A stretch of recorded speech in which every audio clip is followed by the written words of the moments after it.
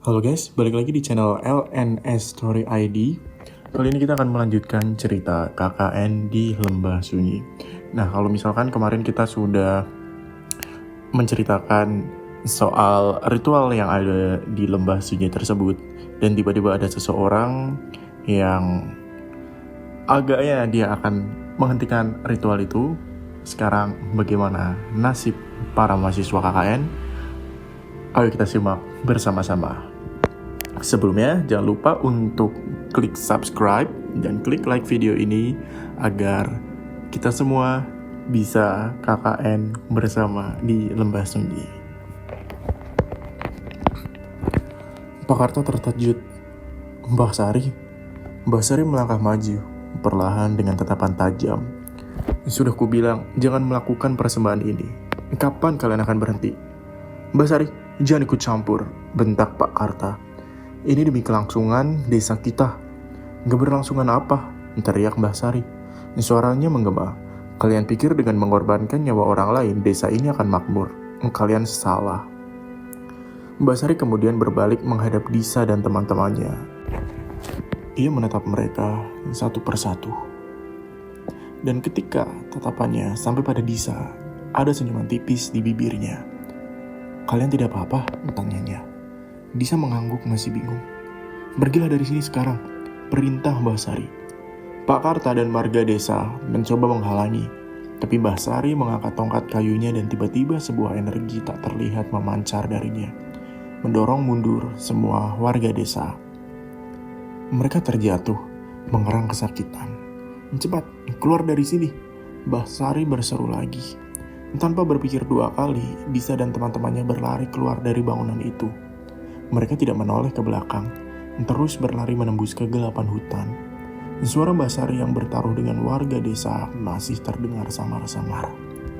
Mereka berlari tanpa henti, menembus semak belukar, melewati jalan setapak yang gelap, hingga akhirnya mereka menemukan jalan utama yang menuju keluar desa. Mereka terus berlari hingga jauh dari Lembah Sunyi. Ketika matahari mulai terbit, mereka akhirnya tiba di sebuah desa kecil yang ramai. Mereka segera mencari bantuan dan menceritakan semua yang mereka alami. Polisi dan tim SAR segera dikerahkan ke lokasi yang mereka tunjukkan. Namun, ketika polisi tiba di Lembah Sunyi, mereka tidak menemukan apa-apa. Bangunan tempat pesugihan itu lenyap, seolah tidak pernah ada. Warga desa pun menghilang tanpa jejak dan hanya posko KKN mereka yang tersisa, kosong dan berdebu. Polisi menganggap cerita mereka sebagai halusinasi massal akibat kelelahan dan stres, dan mereka dianggap mengalami culture shock yang parah. Namun, Disa dan teman-temannya tahu bahwa apa yang mereka alami adalah nyata. Mereka masih bisa merasakan dinginnya hawa lembah itu. Bau kemenyan dan darah yang menusuk, dan tatapan mata kosong warga desa. Mereka pun kembali ke kampus, trauma dan terguncang. KKN mereka dibatalkan.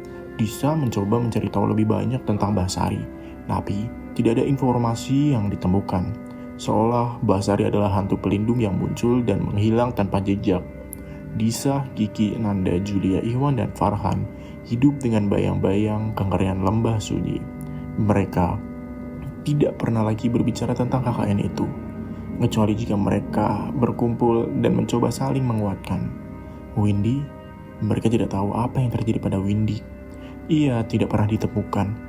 Beberapa bulan berlalu, Disa masih dihantui mimpi buruk setiap malam. Ia sering terbangun dengan keringat dingin, teringat wajah Windy yang kosong, mata merah yang menyala. Dan suatu sore saat Disa sedang berada di perpustakaan kampus, ia secara tidak sengaja menemukan sebuah buku tua tentang legenda dan mitos dari berbagai daerah. Ia membuka buku-buku itu dan matanya tertuju pada sebuah bab yang berjudul Penjaga Lembah Sunyi. Disa membaca dengan seksama. Kisah itu menceritakan tentang sebuah entitas kuno yang dikenal sebagai penjaga lembah.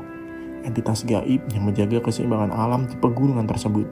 Dikatakan bahwa penjaga lembah akan marah jika manusia merusak alam atau melakukan tindakan keji. Dan untuk menenangkan amarahnya, masyarakat di lembah itu melakukan ritual persembahan setiap tahun, mengorbankan nyawa manusia. Namun, yang paling mengejutkan Disa adalah kalimat terakhir di bab itu. Konon, penjaga lembah tidak selalu jahat. Ia terkadang akan merasuki manusia yang dianggapnya suci dan memiliki niat baik untuk melawan kejahatan yang dilakukan oleh manusia itu sendiri. Seringkali wujudnya dapat menyesuaikan dengan sosok yang paling dikenal atau dipercaya oleh korban. Disa tertegun. Ia teringat Basari yang muncul entah dari mana melawan Pak Karta dan warga desa. Ia teringat mata Windy yang berubah merah menyala seperti mata makhluk menyeramkan di dalam gua. Sebuah pikiran mengerikan terlintas di benak Disa. Jika penjaga lembah bisa merasuki manusia suci untuk melakukan kebaikan, mungkinkah penjaga lembah itu? Disa pun menutup buku itu dengan tangan gemetar. Ia mencoba mengingat kembali setiap detail dari malam mengerikan itu. Mata Windy yang merah menyala dan suara geraman yang bukan manusia, dan kemudian tubuh Windy yang tidak ditemukan. Ia berpikir tentang bagaimana mereka semua berhasil melarikan diri dari cengkraman warga desa, seolah-olah ada kekuatan yang membantu mereka. Dan Basari yang muncul tiba-tiba dengan kekuatan luar biasa. Atau mungkin itu bukanlah Basari yang sebenarnya. Singkat cerita, Disa pun kembali ke tempat KKN mereka. Dia nekat, dia diam-diam menyelinap kembali ke lembah sunyi, mencari petunjuk. Dan setelah berjam-jam menyusuri hutan, ia menemukan sebuah situs pemakaman kuno yang tersembunyi. Di sana, di antara nisan-nisan tua yang tak terawat, ia menemukan sebuah nisan yang baru bertuliskan nama Windy. Jantung Disa mencelos. Windy benar-benar menjadi korban. Namun yang paling membuat Disa terguncang adalah saat ia menemukan sebuah catatan kecil yang tersembunyi di bawah batu nisan Windy. Catatan itu ditulis dengan tulisan tangan Windy, namun dengan gaya bahasa yang aneh, seolah ada entitas lain yang berbicara. Isi catatan itu adalah, "Aku datang kemari mencari kedamaian, tapi yang ketemukan adalah kejahatan. Mereka menyalahgunakan namaku. Aku harus menghentikannya. Kalian adalah bagian dari rencanaku. Maafkan aku teman-teman, ini adalah pengorbanan yang harus kulakukan untuk mengakhiri kegelapan ini." Aku, penjaga lembah, kini bersemayam di dalam tubuh Windy, dan dia dengan jiwanya yang murni telah bersedia menjadi wadahku. Dia tidak akan kembali, tapi dia akan tetap melindungimu dari jauh. Pergilah dan jangan pernah kembali. Disa akhirnya menyadari, bukan Basari lah yang menyelamatkan mereka. Basari hanyalah ilusi. Windy lah yang sebenarnya adalah penjaga lembah itu. Makhluk itu merasuki tubuh Windy sejak awal, sejak mereka tiba di lembah sunyi. Bukan untuk mengorbankannya, melainkan untuk melarikan diri dari penjara tubuhnya, agar ia bisa melawan praktik keji yang dilakukan oleh warga desa yang menyalahgunakan namanya untuk ritual pesugihan. Ritual itu bukan untuknya, tapi untuk entitas jahat lain yang disembah oleh Pak Arta dan kelompoknya, entitas yang telah menguasai lembah sunyi. Windy dengan jiwanya yang murni dan tulus secara tidak sadar menarik perhatian penjaga lembah. Penjaga lembah itu melihat potensi dalam diri Windy untuk menjadi wadah bagi kekuatan baiknya. Ketika Windy diculik oleh Pak Karta, itu adalah saat yang tepat bagi penjaga lembah untuk sepenuhnya mengambil alih tubuh Windy dan menyelamatkan mereka.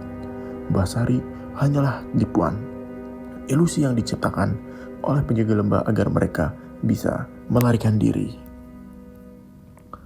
Lembah sunyi menghilang karena penjaga lembah melalui tubuh Windy menghancurkan praktik jahat itu sampai ke akarnya, menyapu bersih semua jejak kejahatan yang telah dilakukan.